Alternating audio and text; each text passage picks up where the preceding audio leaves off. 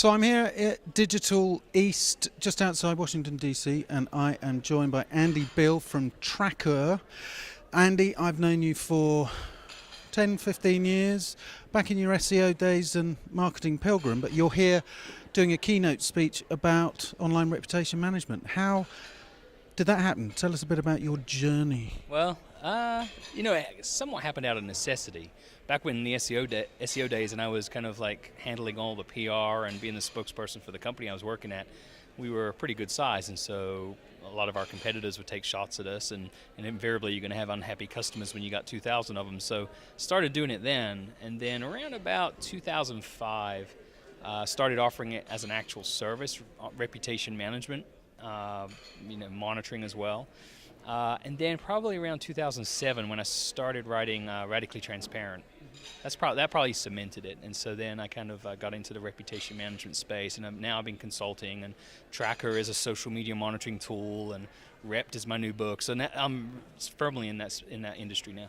So you were here talking about the new book to several hundred people. Give us an insight into your keynote just now. Yeah, so the keynote, you only got 25 minutes, and you're trying to kind of keep people's energy levels up and their attention. So we looked at 10 different mistakes that companies have made across different social media channels, the reputation roadkill, and took those mistakes and then what lesson could they learn from that so that the audience could have some takeaways. And then we finished up looking at some good companies that had just done some really outstanding jobs of creating delightful content and really just kind of doing a good job of promoting their brand and building their reputation. I like the way you slipped in delightful there, Andy. Well done.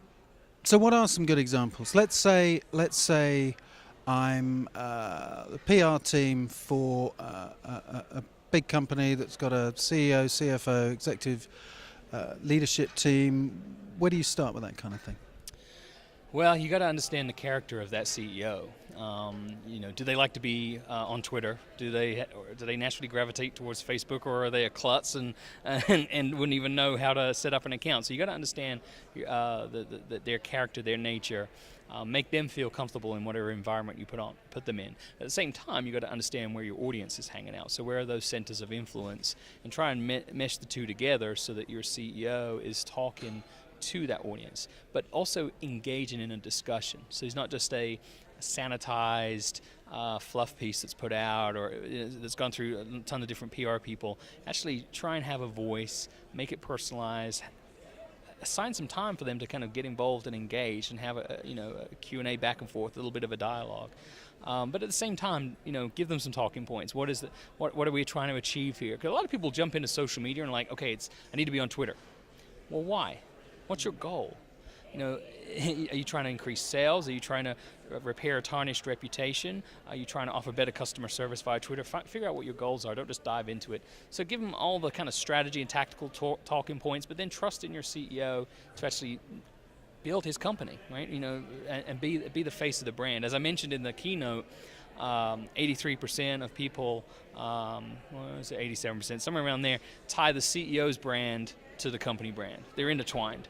So the CEO is the company. So put them out there, let them be them, but give them some direction as well.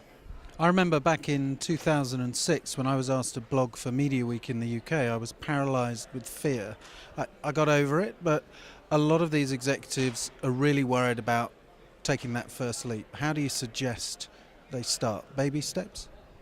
I think so, baby steps, and also put them in an environment where it's a little bit more controlled. So rather than just throwing them out on Twitter, maybe have them write a blog post first of all, where it's more of a one-way conversation with limited dialogue, just so they can kind of get their feet wet, find their voice, see what the comments have to say, and kind of like get an idea as to what's the makeup of their customer base, their audience.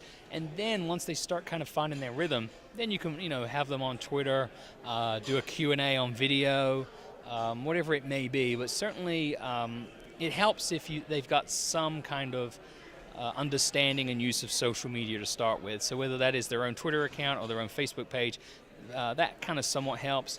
But certainly a blog post is a great way to get them out there, because then the team around them, their staff, can kind of like help them craft replies to comments until they find their natural voice. One last thing, just your advice for people wondering about Google Plus. Is it here to stay? You know, because we've got Twitter, we've got Facebook, we've got LinkedIn. We were all told to get a Google Plus account. Does it help authorship? Now they're getting rid of authorship. Where do we stand, and where should PR teams focus their efforts? One way to answer that is I look at the data for Trackur, and we monitor Twitter, Facebook, and Google Plus among everything else. And I look at the daily conversation counts across each of those channels. And so if you can imagine a chart, Twitter is like here, Facebook's like here, and Google Plus is like way down here. So the amount of conversation that's going on in Google Plus is a lot lower. Google itself is sending mixed messages now as to the longevity of the service, and they're constantly tweaking as to what it means and what role it plays. If you're currently using Google Plus, keep at it. Don't put all your eggs in that basket. If you're looking to jump into social media right now and start building a presence, I would not focus on Google Plus until we have a better understanding where it's going. Facebook is definitely one of the big players, so is Twitter, but I would start there. They both have their issues, and there's an issue with Facebook right now about how much of your content is actually going to get shown to your audience, so there's that as well. But yeah, Google Plus is kind of, if I was a stock analyst, I would say hold.